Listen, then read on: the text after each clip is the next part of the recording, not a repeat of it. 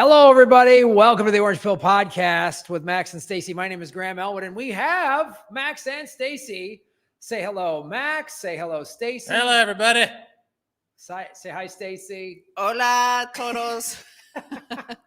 You have a fantastic hat, Stacy. Oh, yeah. I was going to put it on maybe, but I wasn't sure if my hair would work with it today, Looks great either way. Bitcoin country. Bitcoin country. Yeah. So we're here in beautiful San Salvador. Yeah. And you guys just had dinner with the president. Yeah. How was that? It was awesome. I presented him with an official Bitcoin yo-yo from Duncan. They made these limited edition Bitcoin yo-yos. And so I got 20 or 30 of them, and I've been giving them out. And so, yeah, I presented him with his presidential Bitcoin yo-yo, and he was thrilled. It comes with a real orange string. I thought that was interesting. Nice. And it's for the ups and downs of the Bitcoin. Bitcoin's up and down, up and down. You can experience that with this official Duncan Bitcoin yo-yo, butterfly yo-yo. So that was, I think, the highlight of the whole evening with the president. That's a cool yo-yo. I like the advertisement for that. If you look for it, I don't know, on one of those sites like Amazon, they say it comes with a real orange string. Yeah, genuine orange, real genuine Bitcoin orange string. Okay, they went all out with this model. This is the kind. Speaking of crazy things you see online to buy, these Lego. When I was a kid, you build like a little house out of Lego, and that's it. You can buy a 9,000 piece Titanic Lego set that's 6 feet long. And that's crazy. Lego's become something amazing. And build the Titanic. Build the Titanic, build the Eiffel Tower, build the Colosseum, build the whole world. Build the house out of Lego. They probably could deliver a house on Amazon. Give me a house made of Lego. It'll show up for like $12,000. That's interesting. I'm sorry to jump on your moment there, but I was going to say, I also saw this week the introduction of this new AI, Sarah, and how you have the emergence of a class of large Lego structures on one side, and then in the other side you have like hyper reality on the other side, right? Who is this? You mean what is Sarah? So it's a new open AI software. Have you seen that? It creates amazing like video. You just prompt it. Oh, yeah. With you say like have a hummingbird fly outside a window looking at a woman crying. And it creates a scene looks real. It looks like Martin Scorsese directed. Though I don't think Martin Scorsese would really have a scene with a hummingbird. I don't know a lot of Scorsese hummingbird scenes, but no, I know what you're talking about. There is, several months ago, the AI generated stuff looked sort of like computer generated stuff. Yeah. Now it looks like video. Yes. Like I just watched one, it was like puppies playing in the snow, and I watched it several times. Yeah. And I couldn't tell that it was fake. Right. Now I saw something on Twitter. It's text to video. You type in text and it creates the video. And the tagline was Hollywood is about to go bankrupt, about to go out of business, because you could essentially take your script, your 90-page script, and throw it into the AI machine, and it would come back with your movie. Right. So do you need the whole Hollywood infrastructure? So is Hollywood going to be disintermediated? And by the way, all the characters and actors are AI generated with no salaries to pay. And all the storylines are like sampled. The way the music industry sampled from the hip hop industries are samples of the music that came before the hip hop industry. And they created a multi-billion-dollar industry on the fragmentation of the previous music industry and the ability to sample little bits and pieces. So movies, I would imagine, would be the same. So you're watching and you're seeing, let's say, a half of a second of a Saving Private Ryan scene mixed in, but it's sampled. So it's not going to be a copyright violation. It's too teeny weeny. And then, or mimicked, or you can't really prosecute, or it's gone before you even know how to prosecute because 10 million people watched it, then it made it disappear. Yeah, well, I don't even think it has to be a sample with the way this technology is. You can say, give me a battle sequence similar to Saving Private Ryan with no-name actors, and it'll do it, because I've already been playing around with, like I put together a movie treatment for a film I'm putting together, and I wanted artwork for it. And I said, do this artwork in the style of this comic book guy. And they were like, boom. And they kicked it out. And I put a couple of tweaks in there, add this and this for the story. And it did But that. isn't part of the motivation? You moved to El Salvador after the strike in Hollywood, and the entire industry is being turned upside down because part of the issue for the strike by the actors, et cetera, was that they were trying to get rights in perpetuity to their image, which they were not too successful in doing.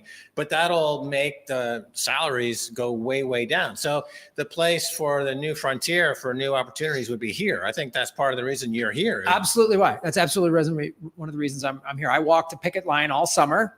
I'm a member of SAG-AFTRA, and I walked the picket line with my, people in the WGA, and that was a huge thing. Was they're going to just, rather than come on the set for a week or 2 weeks, you'd come on for one day, and then they just replicate your image, and that was a big thing we were fighting for. And I was like, I'm just watching Hollywood, censorship, the wokeness, all of the other stuff. And as we've discussed, I'm pretty lefty, but I don't like the censorship of the woke crowd. And that's one of the reasons I came here. Is like, let's make cool stuff. Let's make stuff where we're not censored, everyone in the Bitcoin space is like, how can I bring my skills and assets to Bitcoin and use it? And so I'm like, there's not a lot of like Hollywood types in Bitcoin right now. It's mainly, tech and finance people. Well, listen, so I worked in Hollywood for a long time. I started out when I was like 19 years old as a D girl. And they still had that word. I don't think they use it anymore, but development girl, they probably don't use it because it would be considered sexist, right? Because you say girl, D girl. So I worked for a producer, Michael Phillips, who made Taxi Driver, Close Encounters, and The Sting. And I joined him right when he was Mercury Entertainment with Michael Douglas. And the thing about Hollywood is it's censorship in a way. It's a toll booth economy. And it's the only one it was like the last stronghold of a toll booth economy with tons and tons of middlemen. So in order to get a script made, like Max was saying, you could just enter the text now of your script that you wrote in Dubuque. Where's Dubuque? In Iowa? It's in Iowa. Yeah, that's correct. That's in Iowa. Yeah, of course. Shout out to everybody watching in Dubuque, Iowa. And then so you could input your script and it creates the masterpiece you have in your mind, or it's horrible and you delete it, right? You just move it to the trash bin. Before, and say they did create a masterpiece, before they would have had to go look up on, what was that portfolio, that book you used to have, the Hollywood, there was a little paper notebook that people would buy, and it had the list of all of the companies, all the talent agents, all of the film companies, which ones were accepting scripts, unsolicited scripts. So I would receive like a pile of scripts, and we weren't a huge company, but other ones would receive hundreds a week, and we would have to read all the scripts. So this is how, like, if you wrote that script now, you could just input it into AI and create a movie within a few hours. Here they had to find somebody willing to open the envelope, look inside the envelope, pull it out and read it. And then I would have to write notes, like a 2-page report, a synopsis of it for my boss, and whether or not I liked it, and, all that sort of stuff. So that was just like the very beginning step. Imagine then you have a talent agents to find the cast, and then you have, booking agent, all sorts of casting agents, a whole huge slew of middlemen that are now just like wiped out. Here's just the places where I've used it already. Yeah. You can put a script in there and say, just summarize this script. So again, that reader job you're talking about at all the agencies, that's gone. Yeah. I also did it for a legal contract, for a licensing deal. I said, summarize this, and you have to give it prompts. You have to go to like a legal AI website that does, and say, give it these specific prompts. And it broke down, well, this is what because it's in all this legal speak that I didn't quite understand. It says, well, this is what this means. And I was like, oh, so now I sent back changes, and I'm negotiating with a machine. With a machine, and then the machine is then giving my version that I'm sending to this production company. So I'm using a machine to negotiate for me, and I'm like, why do I need a lawyer? Right, you don't. So all those high-priced lawyers, that's it. They're Gone. disintermediated, middleman out, Yeah. right? So where's this all going? I mean, creatively, it will just be derivatives upon derivatives upon derivatives, because Hollywood is already a very derivative industry where they keep making the same 3 movies over and over again. I mean, how many times did they have to remake Batman? Batman has been remade now, 417 times. Every single summer, there's a new Batman. This year's Batman, it's even darker. This Mark Batman is Bortmanny. so dark, there's going to be in complete blackness, and you won't be able to hear anything. It'll be muffled from a guy in the back row. It's so dark, it's not there. Right? I mean, where can they go with this Batman? Just a flashlight under his head. Right. Just going, Like, and then, I'm Batman. yeah, like Blair Witch Project. You Yeah. know, just like all they needed was a flashlight. Essentially, that was the only prop. But okay, that's where the Batman's going. So where's it going though? What creatively can we expect from all this? I mean, I don't know. I think what's going to happen is people are creative. I've talked to a lot of creative friends of mine, and they're using AI in a creative way. They're putting their creative ideas out there. And in some ways, like what Stacy's talking about, you wanted to do this creative thing. You had to jump through all these middlemen and these hoops. I think that's the smart creatives will go, oh, I have this idea. I don't need I don't need the middlemen anymore. I can say, let's do this video. Let's do this thing. I'm going to come up with my concept.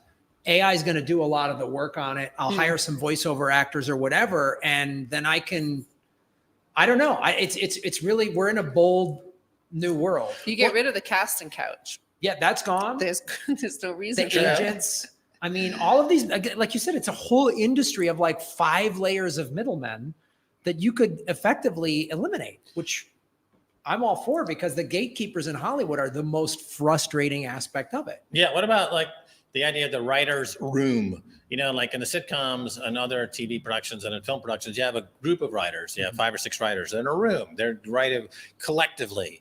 And there's something that's kind of unique to actually the American entertainment industry, because in the European industry, they don't have that idea. It's just one writer. That's a lot of times why a lot of the films in Europe, et cetera, are kind of stilted and one-dimensional, because there's like one writer. But here you have this group of writers, and they're all throwing ideas around. But in an AI situation, you don't really have that. Yes, you can. Yeah, yes, because you can input into it. Like you could add into your writer's room, like Aristotle, Jefferson. You could put in Orson Welles. You could put in. So Aristotle and Orson Welles to write a remake of Dumb and Dumber. Yes. Done. Book it. Go. Right? And then we're starring Pee Wee Herman in a recreated from the afterlife, and Charlie Chaplin and Brad Pitt. So give me that movie. That sounds like a good movie. I mean, I'd watch the first 30 seconds, maybe. It's really interesting, because the writer's room is I've worked in some writer's rooms, and when it's like any sort of like a team sport. When you get a good team of writers in a room, you can come up with great ideas, because the creative like starts. This person has this idea, that boom, boom, boom, and these ideas float around. All of a sudden, you come up with this like script that's like really inventive, or episodic TV that has writers' rooms, especially comedy writers' rooms. Yeah, you know what would be great is where this could really work out well is replace that show Saturday Night Live with a new AI comedy show, and have the material written by AI but make it funny.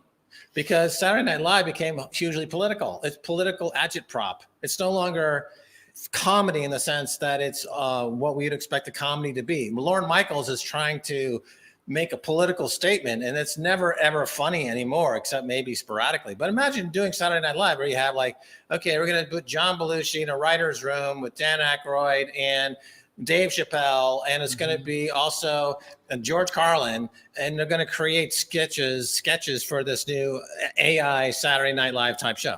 I think it would do better than the Saturday Night Live show. Part of the problem in terms of Saturday Night Live is it's gotten really corporate. Now, it used to, when it first started in the 70s, they were like, nobody even knew what they were doing up on their floor of the 30 Rock building. Right. They were just like, they were anarchists. I mean, up there smoking weed and doing crazy stories. And so they were really challenging stuff. And now it's sort of like, it goes through this team of suits effectively, and now they're just trying to do certain types of political stuff because they want America either on red team or blue team or whatever. And so it's effectively has killed it. You watch the first couple of seasons of Saturday Night Live in the 70s. It was unreal, man. The stuff that they did, in my opinion, I thought it was brilliant. Because Saturday night, like at 10 or 11 at night, was a dead zone for commercials. So they had free time. They're like, we'll do a comedy show. We'll hire these unknown Canadian comics, and we'll probably sell more ads than dead air. Yeah. And so they did it, and it became a classic. But now with the clips and social media, this stuff gets repeated. It's highly corporatized. It's a big revenue stream. It's big business. And so with more money, less funny. It's like Ugly George. You know, he was super famous on local access television in New York City. But if in terms of philosophers, who do you think would be a better writer? If you were to have only one philosopher of these three in your writer's room, who would you have? Socrates, Plato, or Aristotle? Probably Socrates.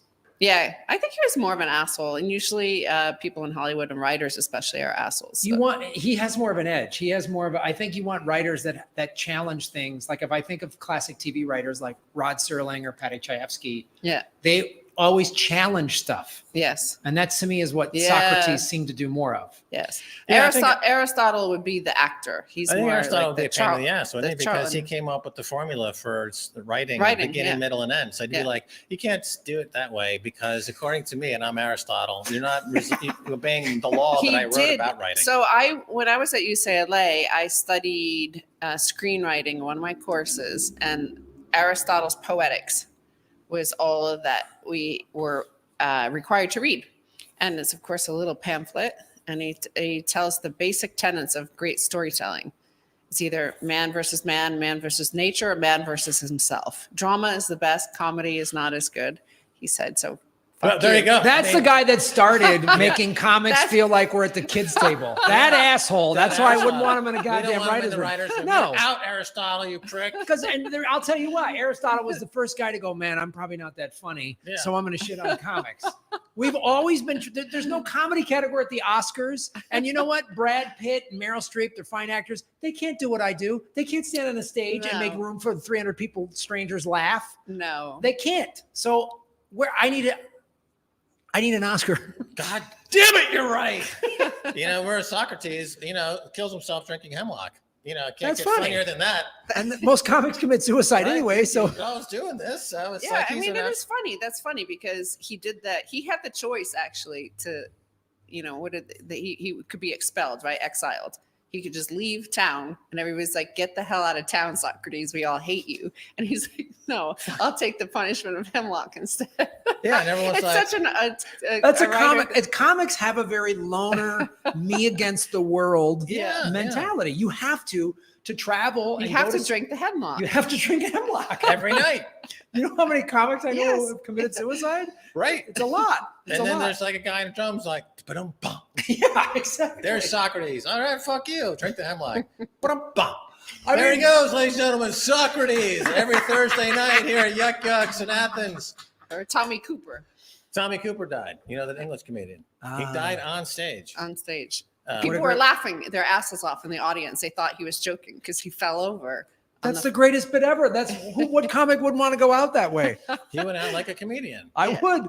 I mean, if I was like, I'm done, I would probably, The either- biggest laughs of your life would be right when you died Yes. on stage. Yes. Yeah. I'd blow my head off on stage as long as I got a laugh. I don't care. Ba-dum-bum. I There he mean, goes. if it boosts the ratings of this show, I'll do it. You know what I'm saying? Like God whatever. damn it. You know it. God, God, What? Put some hemlock in Get there. Yeah. get Do it. Let's see if it works. Let's get some hemlock going. Well, the one we left out is Plato. I mean, why is Plato being left out of this conversation? Is Platonic conversations. Like Well- Plato's boring. He's the middle child, essentially. It's Right. Socrates first, then Plato, then Aristotle. Well, I'm the middle child. I'm the middle child of 3 sisters, and I'm also the middle child. You're probably Gen X too, right? Yeah. It's Gen X is the middle child generation. Nobody thinks of us. Nobody I know. remembers us. They ignore us. And so, nobody's even talking about this guy at this table. Plato? Who the hell is he? the word Platonic comes from Plato. Yes. Right? That sounds boring. Yeah. It's like jokes with no laughs. Yeah. It'd be like a woman doing comedy. It's like all premise, no punchline. It's like one big premise. 20 minutes later, is there a punchline? Hello? I know a lot of funny female comics, so I'm not going to endorse that statement that you just said. Oh my God. He's just trying to be controversial. I know, And Max tried it's to- basically drinking the hemlock, essentially. It's like committing But suicide. I'm out. Again, that's what comics love doing. Yeah. Comics love, like, if you're not crushing, it's like, how do I walk the room? How do I? Yeah. Comics, one of the things that we love talking about is like, what's the worst thing I could say on stage that would get the whole crowd to hate me? Like, we love, Yes, we love. that's Max every day in life. That's how he operates through life. But It's that's, like but that's usually the everybody comedy hates mindset. him. That is. That's the comedy mindset. And if you can do it to the point where it's not quite as lethal as it can be, then you get a laugh. Like laughter is that one last breath before death. It's like, I'm going to die. I need to breathe one more. You're dead. But speaking of female comics, like in my opinion, Sarah Silverman is very funny, and she's genius comedic actor, and also her stand-up is deadly funny, very, very funny, and she takes it really to place and is very funny. But I mean, so that would be a great female comic, right? Do you have any female comics that you think? I think Sarah's very funny. I think Tig Notaro's very funny. Tig is like gets really dark and really clever and really smart. I think Roseanne Barr, she's good. Right, she's a little bit. She's a about little committing suicide on stage. She pushes that up. She gave her a show after all that. They gave it back to her, and what did she do? She blew herself up again. Yeah. After bringing back that show after so many years, she did the same thing all over again. She did a. Who's the comedic actress who played Liz Lemon? What's her name? Tina Fey. Tina Fey. Yeah, she's great. She's great. I don't know about. She doesn't do stand up. Doesn't stand up. No, but she's a comedic actress. I mean, no, she's not a stand up. But she's Wanda Sykes. Wanda Sykes is very funny. Funny. Wanda Sykes is legit funny. Yeah. Who else do I? You were in Las Vegas for a while. I mean, you surely have seen some other acts there. Yes. You didn't just go watch David Copperfield every night. And Carrot Top. Why is Carrot Top still playing Vegas? I mean, I thought he disappeared from the scene, and then I went to Vegas once, and I'm like, for the 30th year. Yes.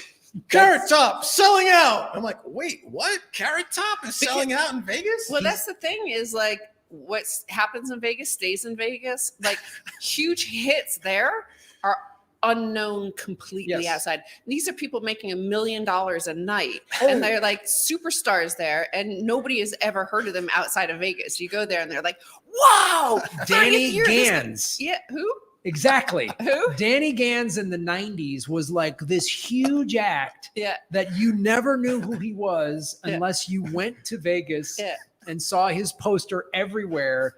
Danny Gans, the number one entertainer, and he just had like a big, nice head of fake hair and like makeup all the time, and probably had like tattooed eyeliner on or whatever. And everyone knew who Danny Gans was because I worked Vegas. But again, exactly, you're a great example. Anyone outside of there was like, who's Danny Gans? Rita Rudner has been in Vegas for 20 some years doing shows. No kidding. Yep. Because I remember her name from 20 years ago. Yes. Wow. She's still doing it.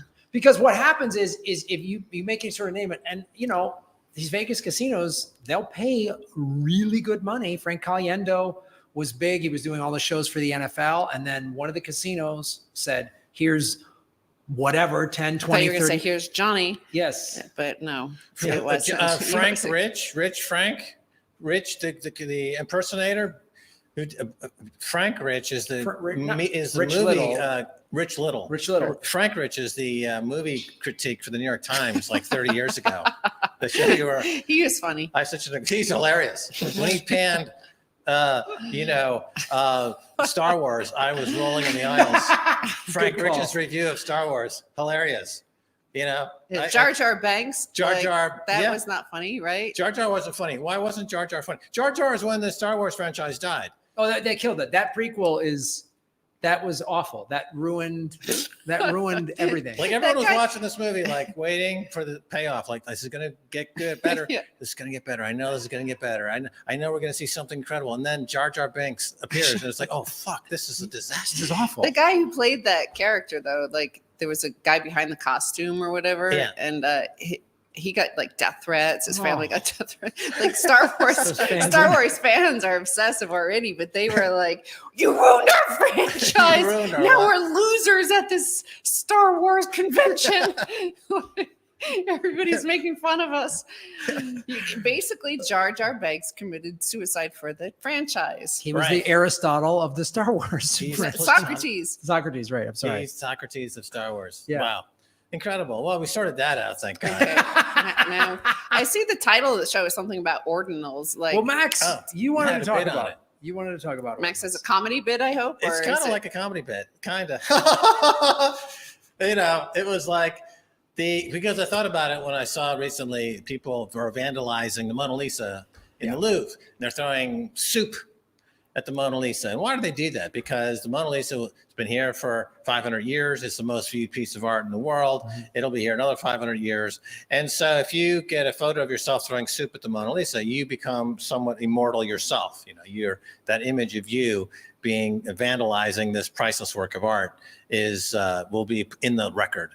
So ordinals are basically similar. Like they're people who are attaching or vandalizing or attaching graffiti or what have you to Bitcoin.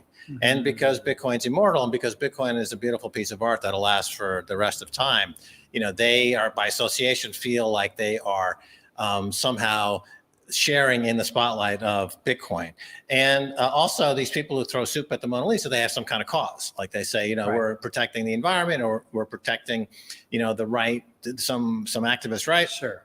And same thing with ordinals people. They believe that they're doing something that's socially responsible. I forget exactly what they're trying to do, or say that they're doing, but they have some philosophical message behind it that even Aristotle. There's a comedic one too. They pretend they're funny. They really, really think they're funny. And if you go see them, like they put on a wizard costume and go up on stage and say they're funny, and you're like, okay, wow. This is not funny. But yeah.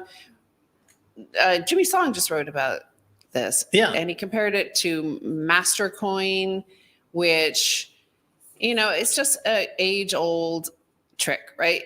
Let's explain what an ordinal is first. I don't think so, because it's just a JPEG. It defies explanation. It's like why it's like garbage. That's okay. It's layer. It's not even as simple as a JPEG. It's like a JPEG, but worse, like a degraded virtual reality AI version of it. And very complicated. Basically, you pay like a Bitcoin for one sat. Okay. And that, wow. I mean, that's funny, right? It's kind of funny that you can find like hundreds of people that willing to do that. It's like, it's like Times Square in the 70s or 80s, right? You can see some wacky things that tourists do. The show world. So it's like you're scamming Bitcoin tourists, right? You're selling them, you're taking 2 Bitcoin for them and giving them 1 sat, and they're like, and that's it. So, but we had something back in 2012 or 13 called Mastercoin, and they did a thing, or maybe it was a little bit later, but they raised a whole bunch of Bitcoin and introduced this layer called Mastercoin. And basically they never built anything, because that's the incentive model. That's the thing about Bitcoin, right? Is the incentive model is what keeps the whole system running. If you give somebody, here's Jeff Bezos level money for your idea of building Amazon. Would Jeff Bezos have built Amazon, or would Elon Musk have built SpaceX, Tesla, and all that stuff if you said, here's 300 billion? He would have been like, especially as a young guy, you're maybe like, well, I'm just going to go be a playboy around the world. I'll take the money. Thank you. I'll be in Vegas. Yeah. Going to see Danny Gans. And that's pretty much what always happens with those tokens that do a pre-sale. And so Mastercoin became an embarrassment, and they renamed it Omni. But that is like just this week. It's just like they're turning it off, essentially. It's over. Oh, it's finally turning it off. Yeah, basically, because the only thing it was still used for was some tether, but that's gone. There's, that's basically what we're seeing with the ordinals. It's just a second layer. They're trying to promote a second layer. They're trying to pretend they're comedians, and they're like a woman comedian, basically. What Max is saying. It's the latest scam, essentially. But I like my, it's like vandalism, in that regard. But so Max prefers his analogy better. No, I'm not saying that. I'm just saying that. I'm like thinking about it when I think about it in trying to come up with something, this is kind of what I come up with. But at the bottom of the whole cesspool of it's worthless, stupid shit that will be forgotten soon and replaced with another scam. Like the scams keep coming. They just rename them. They give them a different name. Like Jimmy Song was saying, this is just Mastercoin with a different kind of. Yeah, this is going to be this cycle though, because, the thing is the U.S. regulatory agencies and Department of Justice are all over anybody who creates one of these tokens now, right? So what they're doing instead is launching layer 2 on Bitcoin. They're using the name of Bitcoin because that's the only one that everybody in the world, even Wall Street, figured it out, that it's just Bitcoin. Bitcoin is where that Bitcoin is something special. And they might not understand Wall Street, you know, Larry Fink might not understand why Bitcoin is special, but he knows that's the one to sell. Right. So I mean, the same to that thing, point, yeah. Ether was the coin that with NFTs that they were attaching the shit to, because Yeah. Ether still had a life. It still would look like it might be something. But now that it's just dropping like a stone against Bitcoin, all the scammers have migrated from ETH to Bitcoin. So some of the bigger shitcoins, like this one called Tron, it's just announced that they're moving on to Bitcoin. So they're layer 2 on Bitcoin. So this is going to be this cycle as when Bitcoin gets to 60,000, 70,000, 80,000, 100,000, 125,000. As it climbs up that parabolic ladder, you're going to see crazier and crazier stuff being offered on there. Max's yo-yos, like Duncan will probably start offering yo-yos on the blockchain, you know, on the Bitcoin blockchain in particular. And, you know, that's what you're going to see next. And it'll work. It's comedy in a way. People will continue to give a Bitcoin for one sat and not be able to add up the maths on that. It's an affinity scamming and by association. And if you get some pump and dump, which is a tried and true way to try to extract money from losers, whether it's in a casino or elsewhere, you know, this is like another version of that. So it has this market, like the NFT market, which I don't know if you remember that even 2 years ago. And it was a pump and dump for about 18 months. And this company called Ocean, somebody or other, or something, Great Sea, Open Sea, with a bunch of NFTs. And like all of them have dropped 95, 98, 99%. It's like basically it was just a pump and dump. This is another pump and dump.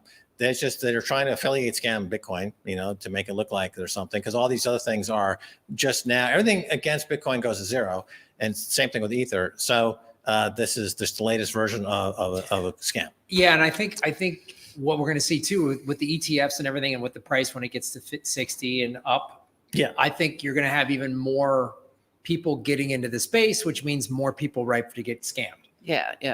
Well, that's what Stacy says. The bear markets are difficult, but the bull markets are more difficult. That's what with El Salvador, what the Bitcoin office does, and what, you know, Max and I have been doing here for this whole time, is that's one of the things we do is we try to convince the best and brightest to come adopt El Salvador as their headquarters, their home, their spiritual home, their real home, their physical home, to move here, to come here. And the thing that we benefit from is that we have been around forever. Like, we're old, we've been in Bitcoin since 2011. So we know the people who are, you know, smart enough, intelligent enough, good businessmen, agile enough to survive the bear markets. And those are pretty brutal. But more importantly, have survived like 4 or 5 of the bull markets, because that's the hardest. That's actually more difficult to survive in Bitcoin than the bear markets. How so?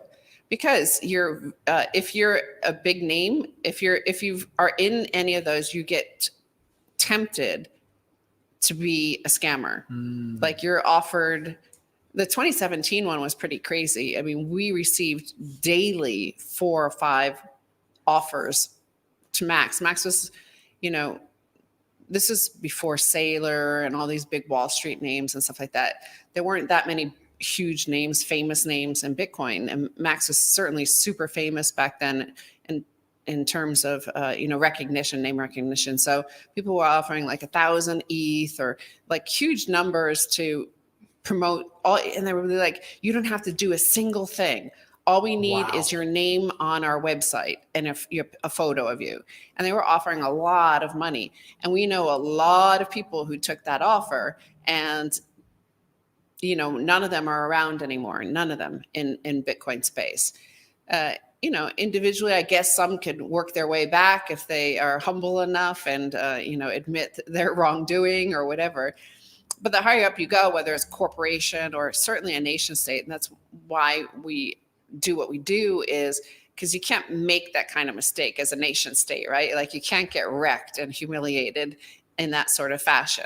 An individual can. And I mean, look at Barstool Sports guy, right? He's hysterical. He deals with it in the best way I've ever seen in terms of getting wrecked and just being so honest about it. Like, I'm such a fucking moron. What a fucking moron I am. And it's comedy. It's really good comedy. And if you could make people laugh at you and with you, then you could survive those. But, like I said, as a nation state, it's kind of difficult to do something on the scale of like Barstool Sports get wrecked like that and just like, for the heads of state to come out and say, whoops, that was funny, wasn't it, guys? Sorry. Yeah, Dave Portnoy that's why he's successful, is that he has honesty. He's honest with himself. Yes. Successful people they cop to their mistakes and try to figure out why they made a mistake and how do I do better. The people who are not successful tend to be like, pretend like they never made the mistake. They want you to ignore that mistake, and they just do the same mistake over and over again and expect different results, right? And I think also on this 2017 period, 2016 period, which was the explosion of the scam of that era, the ICO, initial coin offering, this is when, and turning down all these deals, millions and millions of dollars to do all these deals, they had to say no. This was the beginning of Bitcoin maximalism for me, because it was at that point that I decided to, we're going to go down this path of Bitcoin only, Bitcoin maximalism, and try to develop a brand that is Bitcoin maximalism. What does that brand mean? And so then in 2020, when Michael Saylor appeared, he became the poster child really for Bitcoin maximalism. But I think it percolated up. I mean, the cypherpunks were always maximalist in their own way. And then 2017, 2016, like we started to hew toward maximalism. And then I think Michael Saylor kind of coined the playbook for maximalism from 2020 going forward. I think that's how that kind of codified. Yeah, and that makes sense. I mean, that's sort of, I started to get in the space around 2019 and did the thing that a lot of people did. I heard about this coin and that coin and thought all crypto was the same. And then I started listening more to you. And then when Saylor came on, I was like, well, this guy, all he's talking about is Bitcoin.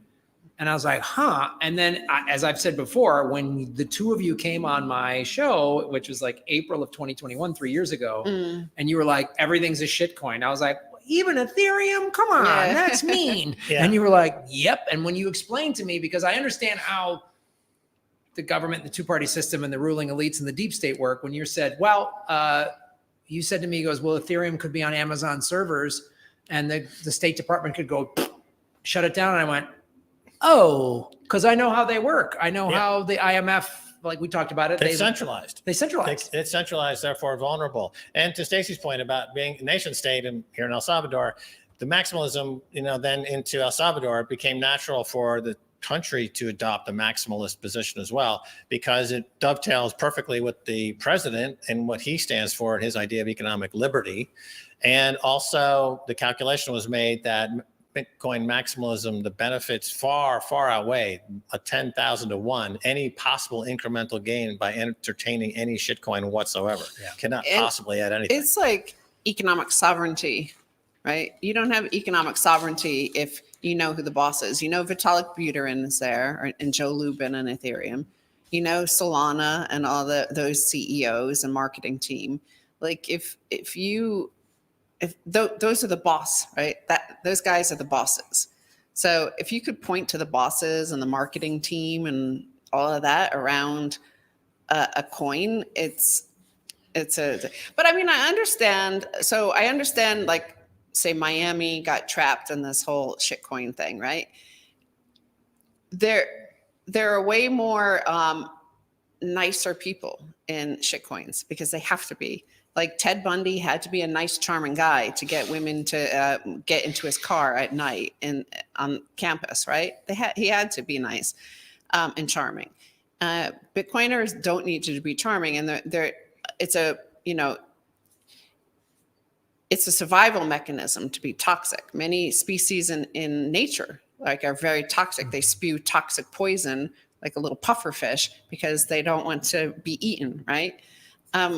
The same thing with Bitcoin. You don't want somebody who's super charming, super funny, super attractive to convince you to give them one Bitcoin for their sat and then run away with your Bitcoin and you're left holding nothing. It's really, and the evidence is in, there's data here to back this up, because again, had you guys not, advised Bukele on this anti-shitcoin law, someone would have come in here and he's a smart guy, but who can know everything? Someone might have sweet talked him and he would have said, yeah, we're going to do Ethereum and this and that. And then no. He wouldn't have done that. Right. He's too smart. But a government is made of tens of thousands of people. someone in the government. But we just gave them a place to go, which is like the digital assets law. If it's not Bitcoin, then it's something else. It's a security, like in the US.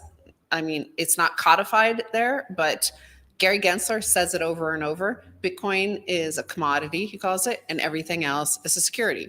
And so we codified that. And what I was saying before, though, the marketing machines around those other coins to convince you to give them your Bitcoin and that you get their coin that they've magicked up. The marketing machine makes it look way more interesting to government sort of officials because they're like, look, you need 10,000 people to run our blockchain.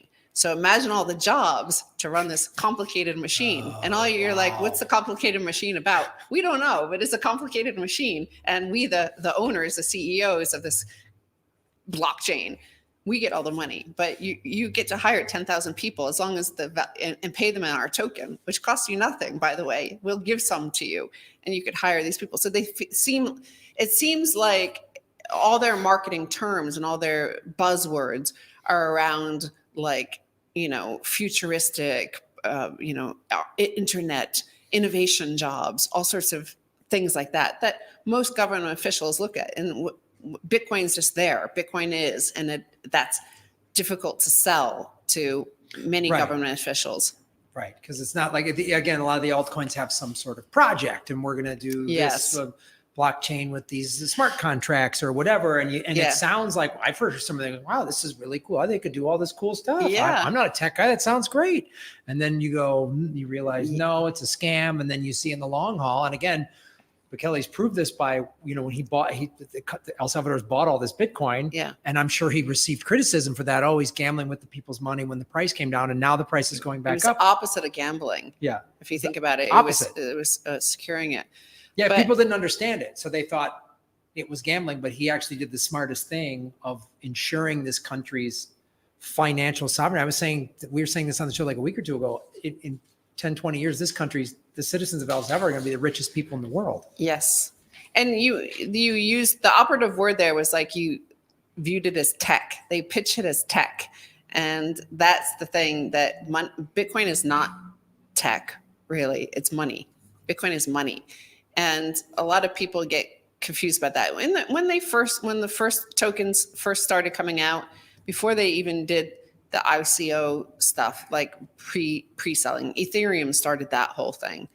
And when people realized how much money they made from pre-selling their token, then obviously tens of thousands of coins soon followed. But before that, there were, a couple dozen coins that had emerged. And I thought like the computer guys who know how to code, they know better. And well, maybe there's going to be something interesting that comes out of that. Like, because it's a technology, it's like the internet, it's like a computer code, it's something geeks can do. But, at least it was the opportunity cost wasn't as high back then, or maybe it was because you could buy a Bitcoin then, you can get a Bitcoin then for like $5. Yeah. And instead you didn't, like you were involved in some stupid coin that it wasn't about the tech, it was about the money, right?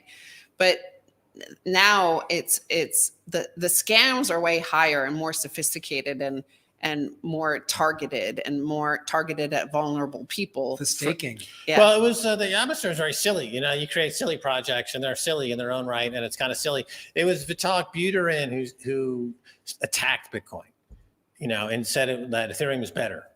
And then that left. It was not funny anymore. It wasn't silly. It wasn't a fun thing anymore. Then it became like a confrontational. So what we're saying is that Bitcoin needs toxicity, Bitcoin maximalism, and comedy needs toxicity as well. So the hardest Bitcoin maximalist, by that definition, will be the funniest, right? Yes. This is what keeps me so funny because I'm a Bitcoin maximalist. And the toxicity of my humor.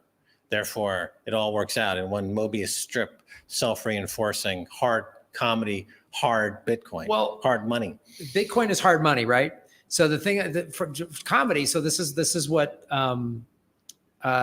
you have to have a built-in bullshit detector to be a good comic, right? Right. Lenny Bruce said that. You have Right. that's what most comics do. They sit there, everyone's talking, the comic sits in the back of the room and goes, that's bullshit. That person's full of shit.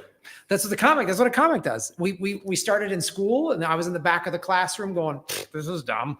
Who's going to ever use geometry? Trigonometry is stupid, and I led the league in detentions, and that's what we do. And Bitcoin is like, it's the ultimate bullshit detector. In high school, I was the number one tenant of the detention center. Okay. But I started my own TV show in the detention center called The King Kaiser Show. That's how it started. I was so often in the detention center. It's like, I'm going to make a TV show. And I did this. And you can find that online, by the way. I'd love to see that. I went to my 20th detention my sophomore year, my oldest sister's 20th birthday. And her birthday's in December. So I had 20 detentions between September and December. And then I was on the football team and the football coaches started going, we're going to make you run till you puke if you keep this detention stuff up. So that was actually motivating. The detentions I didn't care about, but my coaches, who were these mean Korean war vets, were like, Elwood, I'm going to run you till your goddamn dick falls off. Those guys made me straighten up and I became a model citizen. Really? Oh yeah. I was captain of the football team my senior year. Wow. You don't look like it. Well, I mean, not that I'm. Wow, Graham, you look weak and spindly, and You were president of the Magic Club. Max is okay. Did you know you had that in your ear, ladies and gentlemen? Captain of the Magic Club. What position did you play? I was a linebacker. A linebacker. No We're trying way. to discuss what these different I positions. was like, did you go to school for tiny people? Like, you're not like a linebacker looking guy. So I'm going to take it as a compliment. I think of them as like 6'5" and 400 pounds. Well, those are NFL linebackers. This is high school football. So Okay. It was in Chicago. And I mean, I was small for my position, but I was an angry young man and I like to hit. I like to hit. So I grew up in a divorced alcoholic home and I like to hit people. And this is they focused my anger. Yeah. The coaches were like, rather than getting in fights and going to detention, when we blow a whistle, you knock that guy down. And I was like, you got it, and I'd knock the guy over and I would get high-fived. I wouldn't get yelled at. Right. So I was like, you got it. It's not a bug, it's a feature. Yeah. I had one detention and that's it. And I decided, like, I was sitting there in the cafeteria and realized that everybody in there was pretty much a loser. And I thought, like, this is not my sort of scene and I'm never coming to this place again. And you were scared straight. I was. Yeah, I mean, they weren't even just like, it wasn't like they were menacing people. They were just like losers. And I thought, I don't want to hang out with losers anymore. Balls. This is really embarrassing that I have to sit next to them at the same table. So I was just a snob. I was snobbed straight. Snob straight. Wow. The football team. So linebacker, that's part of the offensive line. Defense. Oh, it's a defensive You line. don't know shit about football. I don't know the positions. So there's the defensive line. Yeah. And then the guys that stand right behind the defensive line, those are called linebackers. And the guys behind them are called the secondary, the safeties and the free safeties and stuff like that. So On the defensive line. Right. So there's the guys in the defensive line and then right behind them. So wouldn't stand up right on the line. So like that's like if a tight end comes across the middle, kind of you cover that sort of thing. Okay. Or you blitz. So, and then who does the sacking? Well, typically it's the lineman, but you can do a linebacker blitz, which I got some sacks doing that where Right. Are you who's the one that protects the quarterback? That's the center and the offensive line. That's on the other side of the ball. I was on the defense. We were trying to stop the offense. Yeah, I get it. Who's the best defensive line in NFL history? Is it the Steel Curtain from the Pittsburgh Steelers back in the 70s? That's a toss-up. I would say they're close. The Steel Curtain was great, but then as a Chicagoan, I'd have to go with the 85 Bears, who had one of the best defenses ever. That's Mike Ditka's. That's Ditka's team, yes. Mike Singletary was the linebacker, who was like 6'6'1". He was small for his position, which is why I looked up to him. Of course. How does Patrick Mahomes stack up against Tom Brady? Mahomes is probably going to break Brady's records. No kidding. Whoa. Brady's great. What? He's the greatest quarterback ever, but Mahomes is 27, 28. He's already won 3 Super Bowls. Yeah. Wow. I think he could get close to winning 7 like Brady and maybe more. If there's a guy, the guy in the league today that I think that could break Brady's records would be Mahomes. That's my guess. Yeah, if he stays healthy. If he stays healthy. And then the guy in Baltimore, Lamar Jackson. He's really good. He's incredible because he's always running. He's so fast and he's got an amazing arm. Right. Whatever happened to Antonio Brown? Yeah, I think he got injured. No. Yeah. Oh wait, no, he got arrested or something. Yeah. It's one of those. Close. Wow. Yeah. He that was sad because he was the one that runs down to the end zone and catches the ball. He's the wide receiver. Wide receiver. Okay. Yep. Yeah, he's very, very talented, but he's like he got hit in the head too many times or something. Like he had some issues, right? I played with some, that's the thing about sports. And like, if you're born with a lot of athletic ability and talent, then what can happen, and I don't know if this is what specifically happened to Antonio Brown, you can be then, and this actually ties back into the shit coins, you can then be corrupted because some coach in high school is going to fix your grades. Right. They do that in college. The alumni buy you stuff. Yeah. And then you're never held accountable for bad behavior. As long as you're scoring touchdowns, we don't care. Yeah. Right. So it's the same thing with the shit coins. It's like, and it's tempting. Yes. I mean, there's guys I played with who were a lot bigger, stronger, faster than me that would have got Division I scholarships and maybe even played in the NFL, but they didn't have a great childhood, or they had cases, or they couldn't focus. And that's why somebody like, why do I say Patrick Mahomes? He's got great parents. He's got a stable home life. Oh, right. His dad was a pro athlete. His dad played pro baseball. Right. I've seen some interviews with his dad. He's totally based, down to earth guy. And so his dad can go, son, the girls and the Lamborghinis and that stuff, leave that alone. Like, go train, go watch film footage, marry a nice woman. Like, don't get caught up in that because he saw it. And again, and then when you become a pro athlete, now you're talking about millions of dollars and people are just giving you stuff. That is, and as a man, you've got beautiful women throwing it at you. Right. Like, that's not normal. It's like child actors. Right. How they grew up, they were raised to be nuts. So these athletes who were like amazing at age 14. Yeah. They were playing on the varsity at age 14 or whatever. They're not, they didn't get in, that's why some of the best pro athletes like Tom Brady, he was always an underdog. He's good in high school, but then college, he was like, he's always the underdog. He was drafted 119th or whatever. So he wasn't that like, it's all given to you. Well, you see that the same thing with the girls in high school, the prom queen, the most attractive ones. When I go back all these decades later, like they're still there in the same town, and like they never did anything. It's for the most part. Yeah. But that's more common that they stay there because they had it so easy that they never really had to try. Yep. And now there's pitching a crypto. Yeah.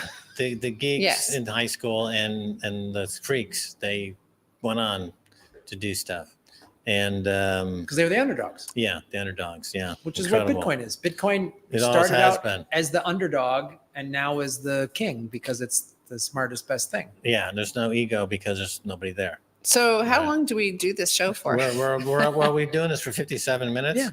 And so it's like good time to wrap shit up. Yeah. It's time to wrap because you know what? It's Friday. We head to the beach. Yeah, we're ready to go. I'm glad you brought that up because I'm sick of Graham at this point.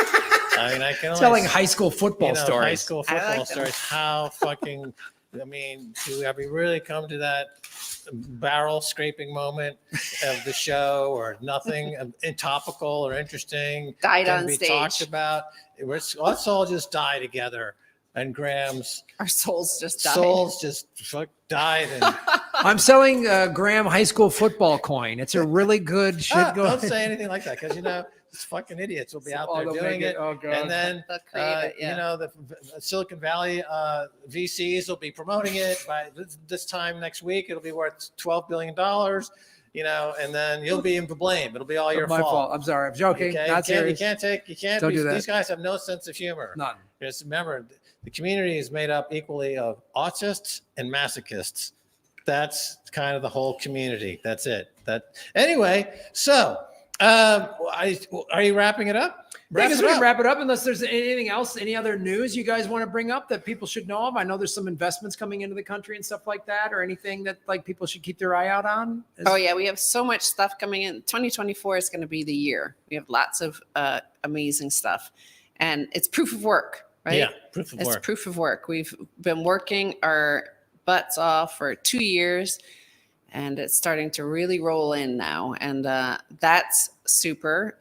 What else? I would imagine too, just with the re-election, the overwhelming 85% re-election. Yeah. Now it's just like green light for. Oh yeah, everybody wants to come meet him now. So everybody likes a winner, right? And it was the biggest landslide in Democratic history anywhere in the world, right? Nobody's won that big of a margin over the number two. Like he got over 85% of the vote. The next guy got like 2%. It's Yeah. pretty crazy. I mean, that's a mandate, right? The US presidents will declare a mandate. I have a mandate now, 53% of the vote. Yeah. And the other guy got 47%. And you're like, that Yeah. doesn't sound like a mandate to me, but Mandate my ass. Well, it's also a mandate in the sense that there's the New Ideas Party got 58 of 60 seats. Is that correct? 56 of 60, 56 it of looks 60? like. Yeah. Well, they're still determining it, but it's not 50. It doesn't look like it's 58, maybe.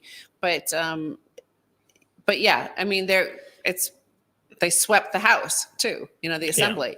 So yeah, it looks good. And I can't wait to see what happens now. Like this is, the president always tweets, strong men create good times, from that classic, weak men create the bad times. And now we're having the good times. So I think we're in the very early stages of it. I mean, Max and I were super early, the pioneer stage, but now is the early days of the good times. So I think 2024 and 2025, it'll mirror Bitcoin too. I think Bitcoin by 2025, the end of 2025 is going to be, I just did a cross-eyed thing where I was like, whoa, It'll be like in the 650, 200,000 or more probably? Yes, I believe so. Let's see, but I think it will be reflected here. It's like a mirror image where I've Bitcoin never country- seen you do cross-eyed.